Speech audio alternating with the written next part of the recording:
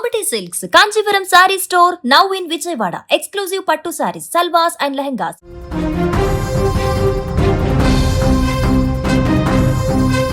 అగ్నిపర్వతం బద్దలయ్యే ముందు ఎలా ఉంటుందో ప్రస్తుతం ఇరాన్ తీరు చూస్తుంటే అలాగే అనిపిస్తోంది. ప్రపంచ దేశాల కళ్ళుగప్పి ఇరాన్ తన భూభాగంలో ఒక భారీ మిస్సైల్ సిటీని నిర్మించింది. హార్ముజ్ జలసంధి ప్రపంచ చమురు సరఫరాకు అత్యంత కీలకమైన మార్గం. ఇప్పుడు ఈ ప్రాంతం యుద్ధ మేఘాలతో కమ్ముకుంది. ఇక్కడ రాకపోకలు పూర్తిగా స్తంభించిపోయిన వేళ ఇరాన్ సైన్యం ఒక సంచలన వీడియోను బయటపెట్టింది. భూమికి వందల అడుగుల లోతులో కిలోమీటర్ల పొడవున సాగే ఒక రహస్య బంకర్ను నిర్మించింది.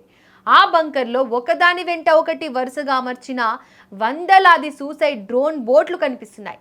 ఇవి చూడడానికి చిన్నవిగా ఉన్న ఒక్కొక్కటి ఒక యుద్ధ నౌకను ముంచేయగల సామర్థ్యం కలిగినవి. ఈ అండర్ గ్రౌండ్ మిస్సైల్ సిటీలో కేవలం డ్రోన్లే కాదు, భారీ యాంటీ షిప్ మిస్సైళ్లు, సముద్రపు మైన్లను కూడా ఇరాన్ సిద్ధంగా ఉంచింది. అయితే ఈ వీడియో ఎప్పుడు తీశారు అనే అంశంపై ఇప్పుడు పెద్ద చర్చ జరుగుతోంది. ఇటీవల ఇరాన్ పై అమెరికా, ఇజ్రాయెల్ దాడులు చేసిన సంగతి తెలిసిందే. ఆ దాడుల తర్వాత ఇరాన్ తన పవర్ చూపించడానికి ఈ వీడియోను రిలీజ్ చేసిందా, లేక అంతకు ముందే రికార్డ్ చేసిన దృశ్యాలా అనేది సస్పెన్షన్ గా మారింది. ఒక దృశ్యంలో ఇరాన్ దివంగత supreme leader Ayatollah Ali Khamenei చిత్రపటం కింద ఒక నేవల్ డ్రోన్ ఉండడం విశేషం. దీనిని బట్టి చూస్తుంటే తమ దేశ భద్రత కోసం ఎంతటి కఠిన నిర్ణయానికైనా వెనుకాడబోమని ఇరాన్ హింట్ ఇస్తోంది. నిజానికి ఈ నేవల్ డ్రోన్లను అన్మాన్డ్ సర్ఫేస్ వెహికల్స్ అని పిలుస్తారు.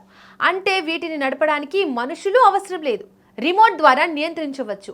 ఇవి సముద్ర ఉపరితలంపై ప్రయాణిస్తూ శత్రువుల కంటికి చిక్కకుండా నీటి అడుగును కూడా దూసుకుపోగలవు. వీటిలో భారీ స్థాయిలో పేలుడు పదార్థాలు ఉంటాయి. శత్రువుల నౌకలను తాకగానే ఇవి పేలిపోయి భారీ నష్టాన్ని కలిగిస్తాయి. ఇప్పటికే పర్షియన్ గల్ఫ్ లో 2 ఆయిల్ ట్యాంకర్లపై ఇరాన్ ఈ డ్రోన్లతోనే దాడులు చేసినట్టు సమాచారం. హార్ముజ్ జలసంధిని తమ గుప్పిట్లోకి తెచ్చుకోవడానికి ఇరాన్ ఈ ఆత్మాహుతి బోట్లను ఒక బ్రహ్మాస్త్రంలా వాడుతోంది.